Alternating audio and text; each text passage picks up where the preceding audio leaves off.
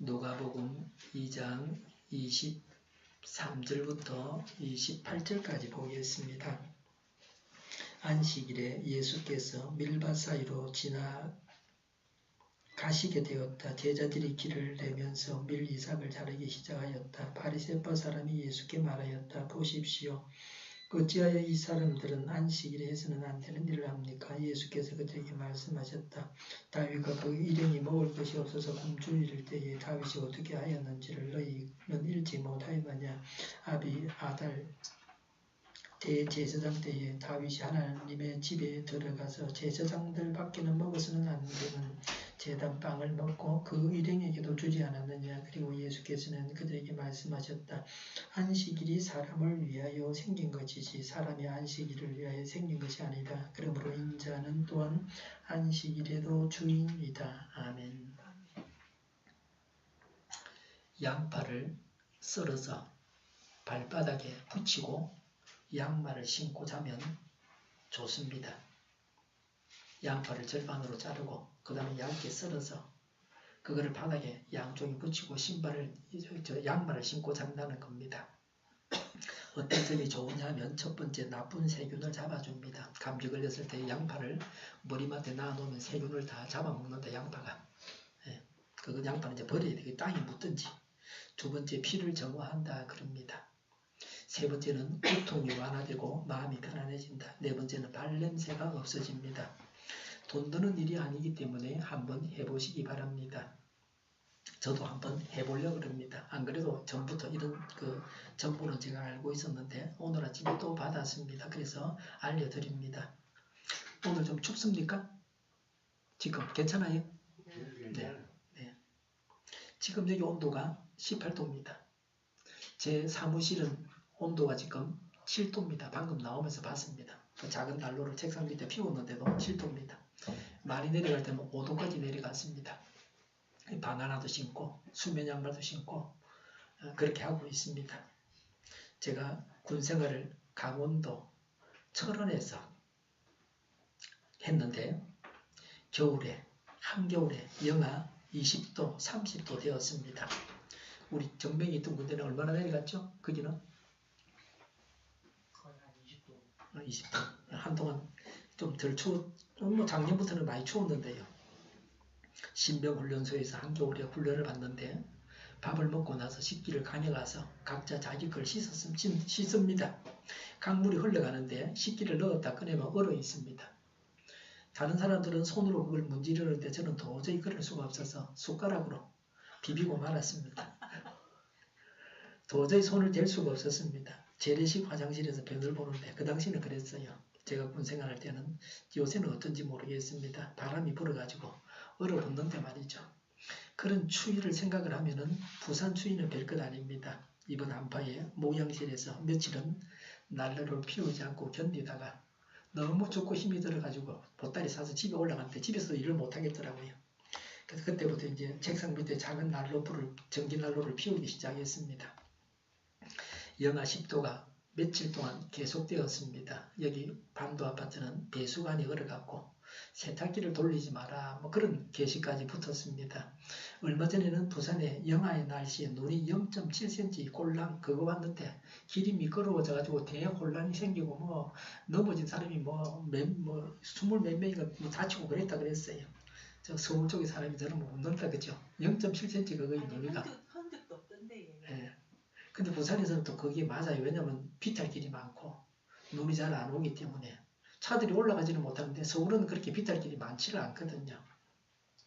부산은 따뜻한 곳이라 추위에 잘 대비하지 못해서 이런 일이 있습니다. 새벽에 예배당 온도가 처음 영하 10도였을 때는 6도였다가 다음 날은 5도까지 내려갔습니다. 계속 이제 추위가 이어지니까요. 물론 요새도 새벽 기도할 때는 난로 안 피웁니다. 옷을 많이 입고 와서 사람들 오면 피우기도 하고 작은 거 하나요. 한 주간 더 최저 기온은 영하로 내려갑니다. 30일 화요일은 영하 6도까지 새벽에 내려갑니다. 얼마 전에는 올겨울 추위는 더 없다고 했는데 이런 추위가 찾아왔습니다. 올겨울 동안 얼마나 더 추울지 알 수 없습니다. 누가 무슨 말을 해도 이제 믿기가 힘듭니다. 옷을 껴 입으시든지 난방을 하든지 하셔서 체온이 떨어지지 않도록 해야 합니다. 내구음으로 목을 따뜻하게 하기만 해도 체온이 많이 올라갑니다.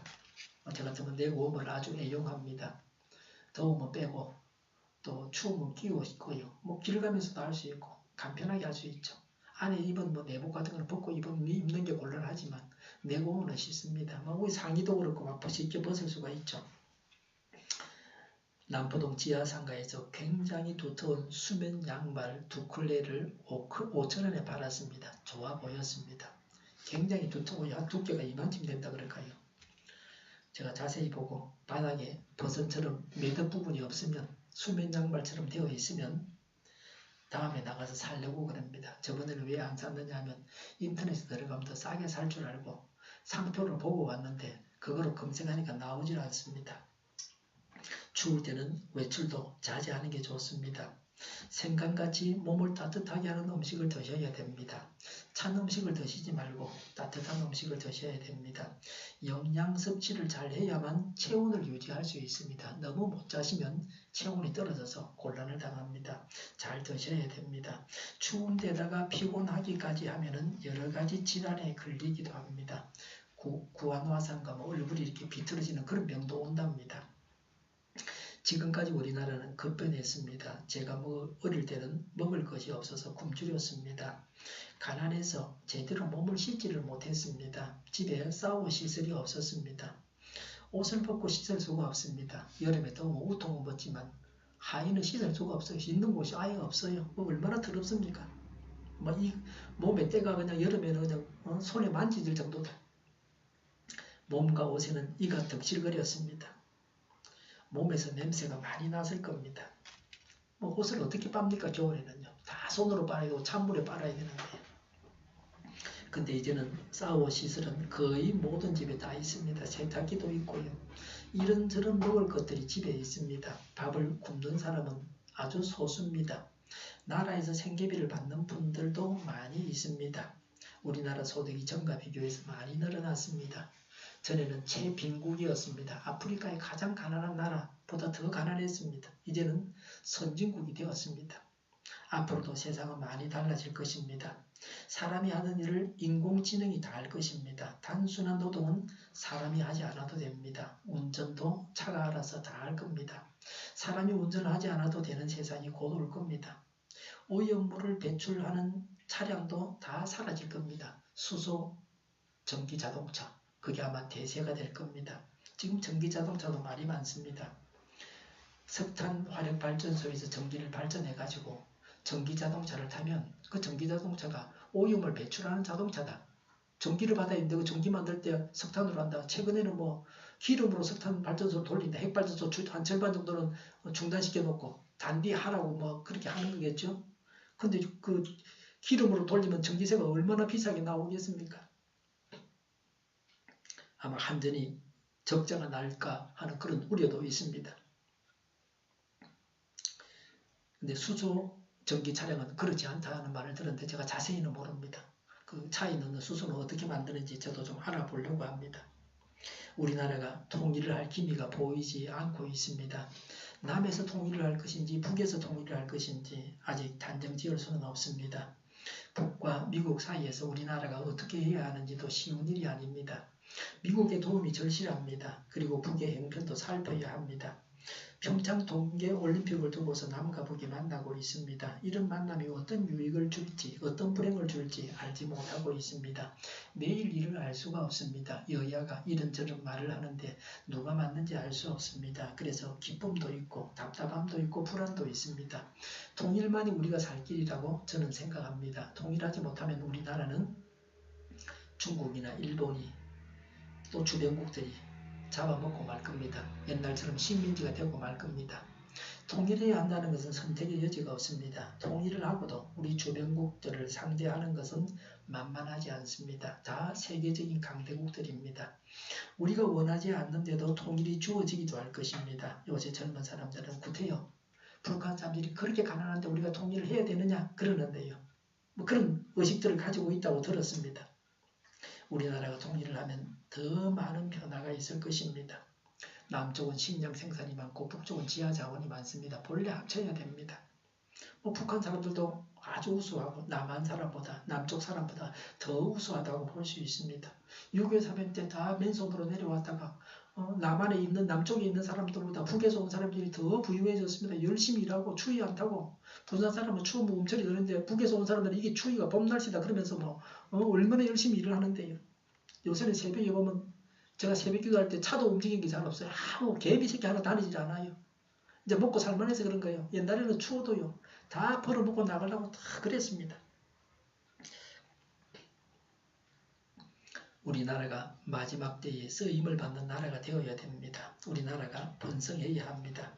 우리나라가 선진국 중에서 우뚝 서는 나라가 되어야 합니다. 앞으로 어떻게 살아가야 하느냐를 고민해야 합니다. 어떻게 급하게 변하는 세상에 맞추어 살겠습니까? 이것이 문제입니다. 모든 사람들이 바른 선택을 하지 않으면 몰락합니다. 예수님 당시에도 무엇이 옳은가 하는 논쟁이 있었습니다. 오늘 본문은 예수님과 그 당시 사람들이 서로 충돌했던 이야기입니다. 23절에 예수님과 제자들이 밀밭 사이로 지나가면서 밀이삭을 잘랐습니다. 24절에 바리새인들이 예수께 안식일에 해서는 안 될 일을 합니까? 라고 했습니다. 유대인들은 안식일에 이삭을 손으로 잘라 먹어서는 안 된다고 가르쳤습니다. 손으로 이삭을 자르는 것은 추수고 이삭을 비비는 것은 타작으로 보았습니다. 이런 행동들을 노동으로 보았습니다. 이런 가르침은 유대인들의 가르침입니다. 성경의 가르침이 아니고 사람의 교훈입니다. 하나님의 말씀이 아닙니다. 이런 사람의 교훈으로 사람들의 짐이 무거워졌습니다. 그러니까 밀밭 사이로 지나가다가 딴 날은 비벼서 먹을 수 있지만 안식일 날은 비벼 먹으면 노동이 되고 안식일을 범하게 되기 때문에 그건 사형죄에 해당한다는 겁니다. 안식일을 범하면 성경이 사형이다 그랬다.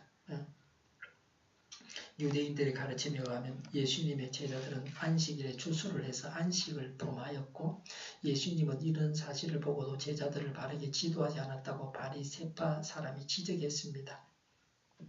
그래서 배가 고파도 먹지 못하고 굶주려야만 했습니다. 심하면 굶어 죽어도 먹으면 안 된다는 거예요.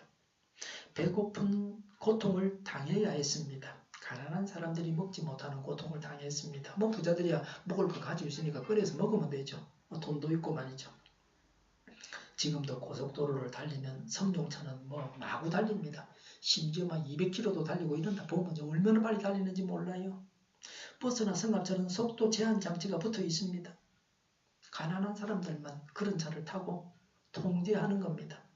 부자들은 통제를 당하지 않는 법을 만들었습니다. 세상이 불공평하죠. 달라면 다 달아야지. 안 달면 안 달고 그래야 되죠. 최저임금을 올려서 임금이 올라갔습니다. 시간을 줄여서 임금은 늘어나지 않았습니다. 우리 동네 같은 가난한 사람들이 많은 곳은 경비원들을 다 내쫓고 무인 경비로 앞으로는 가게 될 겁니다. 입주자들의 부담도 생각해야 됩니다. 특히 영도 이곳은요.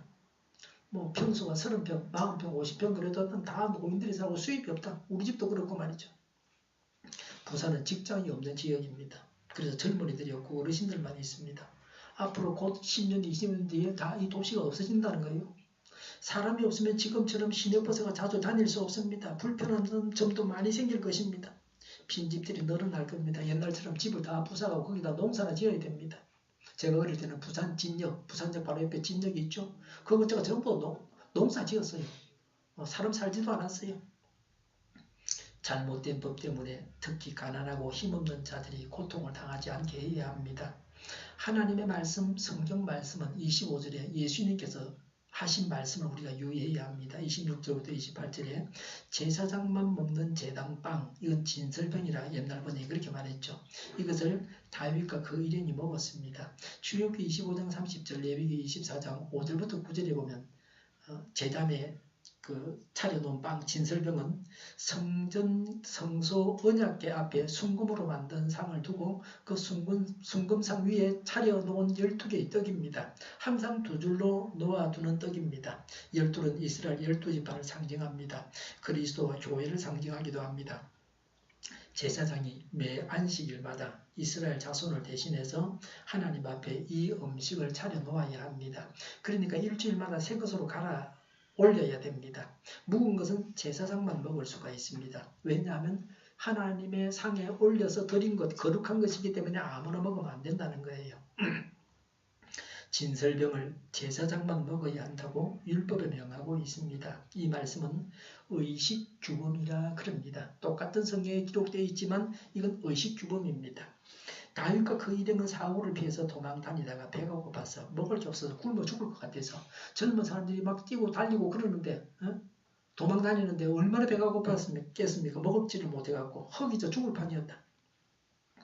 제사장에게 진설병을 받아서 먹었습니다. 그리고 다윗이 진설병을 먹은 것은 분명히 율법을 범한 것입니다. 그런데 하나님도 이 일에 대해서 나무라지 아니하셨습니다. 왜 네가 그것을 먹어? 이렇게 하나님이 나무라지 아니하셨습니다. 다윗은 메시아 통치를 상징하는 이상적인 왕입니다. 이스라엘 사람들 중에서 누구도 다윗이 한 일을 두고서 시비를 거는 사람이 없습니다. 유대인들은 다윗의 행위를 옹호하는 경향이 있었습니다. 거룩한 떡을 제사장만 먹어야 한다고 하는 것은 율법에 기록된 의식규범입니다. 배가 고파서 죽게 된 사람에게 율법이 명한 의식규범을 지키라고 강요해서는 안 된다는 겁니다. 사람의 생명이 걸린 문제는 율법의 의식규범보다 더 근본적인 것입니다. 의식규범은 생명이 걸린 문제가 있을 때는 어길 수 있다는 겁니다.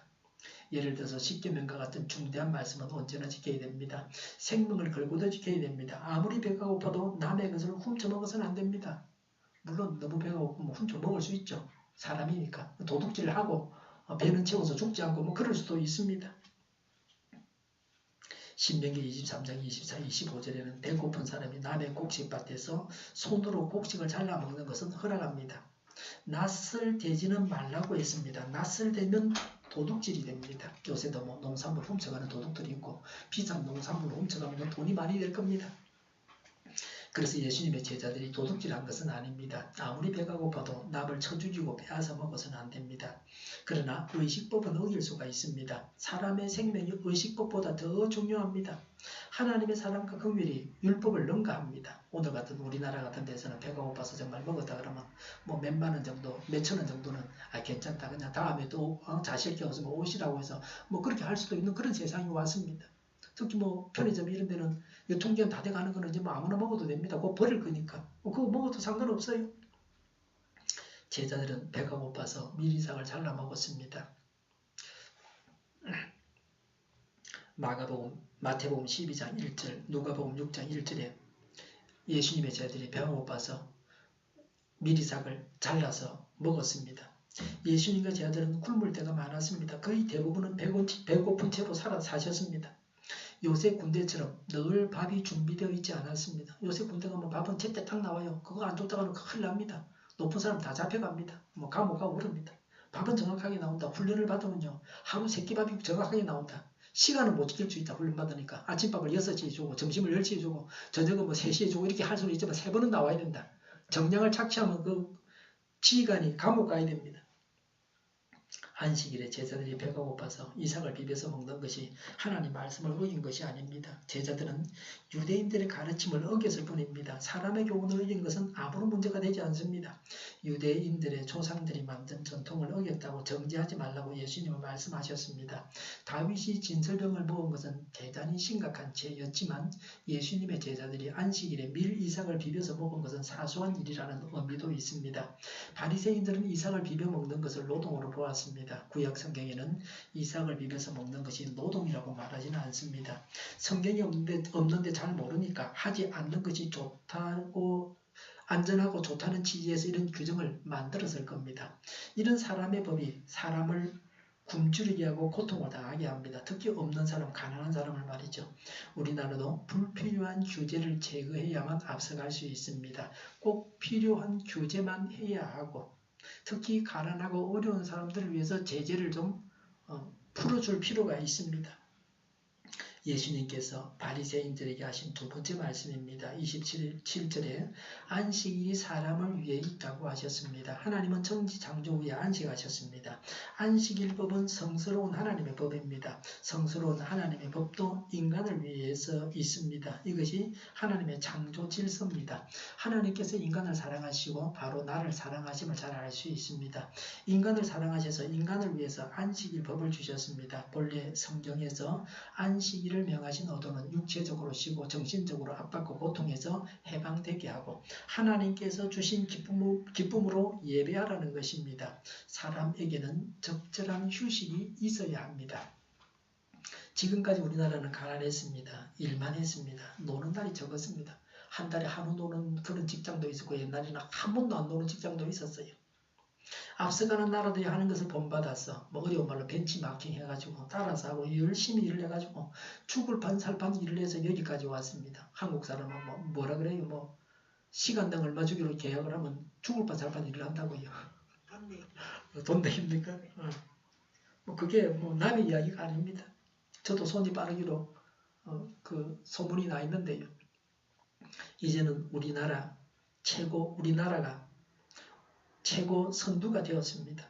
이제는 우리가 앞서가는 자가 되었습니다. 우리 앞에 가는 자가 없습니다. 뭐 그런 영역이 많습니다.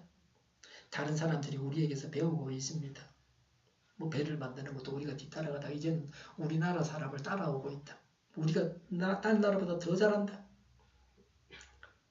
다른 사람을 따라갈 수가 없습니다. 우리 앞에는 사람이 없다. 우리가 최고다.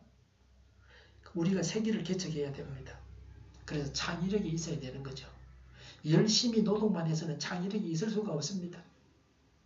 적절하게 쉴 때 일을 잘 할 수가 있습니다. 그래서 뭐 휴가 간다, 놀러 간다. 옛날에는 베풀이니까 하는 짓이다. 경건한 그리스도인들은 해외여행을 하지 않고 그 돈 가지고 교회 개척하고 그랬습니다. 그러나 이제는 세상이 달라졌습니다. 1900년경에 조선 사람들을 본 한 서양인이 말했습니다. 제가 방송에서 봤습니다. TV 방송에서 중국은 강한 나라다. 일본은 이미 서양 문물을 받아들여서 많이 발전했다. 조선 사람은 한 개를 가르쳐주면 10개를 깨우치는 사람들이다. 정말 똑똑한 사람들이다. 그 사람이 간파를 했습니다. 우리가 앞서갈 것이라는 것을 이 서양인은 내다봤습니다. 우리는 계속 세계 제1의 자리를 지킬 수 있습니다. 하나님의 창조 질서는 하나님 인간 피조계입니다. 인간은 하나님 외에 어떤 것에도 존노릇하지 않습니다. 사람 위에는 하나님만 계십니다. 사람이 모든 피조물을 다스립니다. 모든 피조물이 인간을 위해서 있습니다. 진설명 규례도 사람을 위해서 있습니다. 우리는 질서를 지키며 살아야 됩니다. 길을 건널 때는 횡단보도로만 가야 됩니다. 바람 부를 때 지나가야 합니다. 학생들은 학칙을 지켜야 됩니다. 가정에서는 가정의 규칙들을 지켜야 됩니다. 이런 규칙은 바로 우리 자신을 위한 것입니다.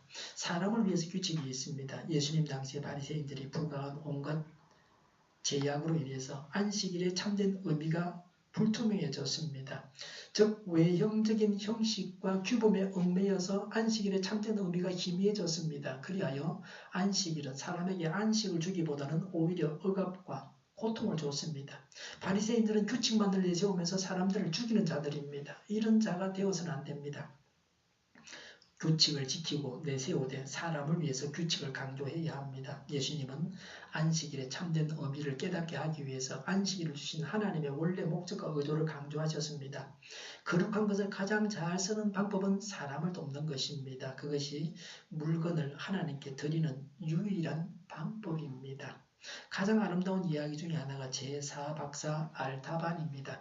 그는 예수님께 드릴 값진 청옥, 홍옥, 진주를 가지고 동방박사 세 사람과 만날 곳으로 급행을 했습니다. 길을 가는 중에 열병에 걸린 길손을 만났습니다. 그를 돕기로 하면서 길이 늦어져서 세 박사는 벌써 지나가고 맙니다. 그러나 그냥 갈 수 없어서 청옥을 팔아서 그를 돌보아 주고 갔습니다. 그랬더니 세 박사는 벌써 만날 곳을 지나갔습니다. 왕께 드릴 청옥은 생면부지의 병자 때문에 없어졌습니다. 그는 혼자 왕을 찾는 길을 계속해서 갔습니다. 마침내 베들레헴에 도착했으나 요셉과 마리아는 벌써 아기 예수님을 모시고 이집트로 피신을 했습니다. 그가 묵고 있는 집에 군인들이 들어와서 어린 아기를 죽이려고 했습니다. 그는 홍옥을 주고서 그 아기를 살렸습니다. 그래서 왕께 드리려던 홍옥은 그 아기를 살리기 위해서 없어졌습니다. 그리고 30년간 왕을 찾아다니다가 어떤 날 예루살렘에 들어가서 예수님께서 십자가에 못 박히신다고 하는 소문을 들었습니다. 그가 찾던 왕인가 해서 남은 진주로 그를 속량이라도 하려고 나가던 길에 어떤 소녀가 달려와서 아버지 비 때문에 자기가 종으로 팔려가게 되었다고 종으로 팔려고 사람들이 잡으러 오는데 구해달라고 간청했습니다. 알타바는 잠깐 주저하다가 왕을 속량하려는 진주를 그 사람들에게 주고 그 소녀를 구해줬습니다. 그때 하늘이 캄캄해지고 지진이 나면서 어디선가 기아장이 날아와서 알타반의 머리를 때렸습니다. 그는 의식을 잃고 땅에 쓰러졌습니다. 그 소녀가 그의 머리를 자기의 무릎 위에 놓았습니다. 갑자기 알타반의 입술이 움직였습니다. 아닙니다, 주여. 언제 내가 당신이 줄이신 것을 보고 대접했으며 목마르신 것을 보고 마시게 했으며 나그네 되신 것을 보고 영접했으며 벗으신 것을 보고 입혔으며 병드신 것이나 옥에 갇히신 것을 보고 위문하였나이까. 33년간 당신을 찾아다녔으나 당신의 얼굴을 배운 적이 없습니다. 섞일 기회는 더구나 없었습니다. 왕이여 라고 속삭였습니다. 그때 내가 진실로 내게 이르노니 내가 내 형제 중에 지극히 작은 자 하나에게 한 것이 곧 내게 한 것이니라 라는 가는 목소리가 멀리서 들려왔습니다. 알타바는 왕이 자기의 예물을 받으신 줄 믿고 즐거운 얼굴로 이 세상을 떠나갔습니다. 진설병을 굶주린 다윗 일행이 먹어서 진설병은 더욱 거룩해졌습니다. 안식일도 도움이 필요한 사람들을 도움으로 더욱 거룩해졌습니다. 만물의 용도의 최후의 표준은 사랑입니다. 율법이 아닙니다. 사랑을 행하는 것입니다. 배고픈 자가 먹게 하는 것입니다. 예수님께서 바리새인들에게 하신 세 번째 말씀입니다. 28절에 예수님은 안식일에도 주인이시다고 하셨습니다. 주인은 소유하고 관리합니다. 안식일을 온전히 소유하고 다스리는 분은 예수님이십니다. 예수님이 제자들을 부르신 이유는 영원한 천국을 주시는 것이고 현세에서는 안식이었습니다. 예수님은 우리에게 안식을 주십니다. 사람은 배고프거나 병들거나 죄를 가지고서는 안식할 수 없습니다. 예수님은 우리가 안식하게 먹이시고 질병을 고쳐주시고 죄를 용서해 주셨습니다. 구약 성도들은 안식일에 안식했습니다. 신약의 성도들은 6일간 세상에서 일하다가 주일에 하나님을 예배했습니다. 요새는 주 5일 근무를 합니다. 토요일은 안식일이니 안식하고 푹 쉬어야 됩니다. 주일에 몸과 마음이 최고의 상태로 교회에 나와서 예배해야 합니다. 너무 피곤해서 교회 나오면 졸잖아요. 그렇게 하지 말고 푹 쉬고 아주 최고의 상태로 해서 교회를 나오셔야 합니다. 주일은 하나님을 예배하는 날입니다. 예배에 성공해야 한 주간을 성공할 수 있습니다. 주일은 예수님을 위한 날이어야 합니다. 지금 예배하는 이 시간도 예수님이 온전히 우리의 주인이 되셔야 합니다. 올바른 주일 성수는 가급적 아무 일도 하지 않고 가만히 있는 것이 아닙니다. 보다 적극적으로 하나님께서 명하신 일을 실천하는 것입니다. 궁핍한 이웃을 돌보고 어려움에 처해 있는 사람들을 힘써 돕는 것이 주일 성수의 정신입니다. 주일의 주인이신 예수님의 뜻에 합당한 일을 하는 자들이 주일을 온전히 지키는 자들입니다. 안식일의 주인이라는 말은 안식하게 하시는 예수님이라는 뜻입니다. 예수님이 나를 다스릴 때에만 안식할 수 있습니다. 우리의 7일을 온전히 예수님이 다스리시고 늘 예수님 안에서 안식하면서 천국을 이루고 살아가야 합니다. 주일 법을 다 지키는 것보다 늘 예수님 안에서 안식하는 삶이 그리스도인의 생활입니다. 늘 예수님을 주인으로 모시고 천국 생활을 하다가 영원한 천국에 가야 합니다. 지금 천국 생활을 하지 못하면 영원한 천국에도 들어가지 못합니다. 중요한 것은 천국이고 안식입니다. 사람의 교훈을 가지고 배고픈 사람의 입을 막으려고 해서는 안 됩니다. 예수님 우리에게 천국을 주시려고 이와 같은 말씀을 하셨습니다. 예수 믿어서 천국을 얻었습니다. 예수님은 우리를 먹이십니다. 영육간에 먹이십니다. 그래서 하나님 안에서 안식하며 천국 생활을 해야 합니다. 다른 사람들도 천국을 얻게 사람을 섬기고 전도해야 합니다. 이것이 가장 중요한 것입니다. 천국을 주시는 분은 하나님이십니다. 천국을 얻지 못하게 하는 것은 마귀가 하는 일입니다. 부디 예수님 안에서 천국을 누리시기를 바랍니다. 우리로 인해서 다른 사람들도 천국을 누리게 해야 합니다. 우리는 천국을 누리게 하는 자들입니다. 우리로 인해서 천국 백성이 늘어나야 합니다. 하나님 나라가 확장되어야 합니다. 우리가 예수님의 손과 발과 입이 되어야 합니다. 우리가 하나님의 말씀을 말하고 하나님의 일을 해야 합니다. 우리가 선한 것을 분별해서 행해야 합니다. 하나님의 뜻이 무엇인지를 늘 분별하도록 하나님께서 지혜를 주시기를 간구합니다. 하나님의 말씀을 우선적으로 알고 지켜야 합니다. 하나님의 말씀은 사람의 교훈보다 중요합니다. 사람을 사랑하고 사람을 위하는 것이 하나님의 법입니다. 하나님을 섬기는 법입니다. 사람을 사랑하고 섬기는 것이 중요합니다. 예수님을 대적하지 말고 예수님을 믿어서 천국을 소유하고 예수님의 말씀을 따라 살아서 천국에서 살아야 합니다. 사람을 사랑하고 섬기고 안식하여서 천국을 이루어야 되겠습니다. 기도하겠습니다. 사람을 사랑하고 섬기고 안식하고 또 천국을 이루게 하여 주시옵소서. 내가 기도로 세운 이 돌이 하나님의 집이 될 것이요 하나님께서 내게 주신 모든 것에서 10분의 1을 내가 반드시 하나님께 드리겠나이다 하였더라.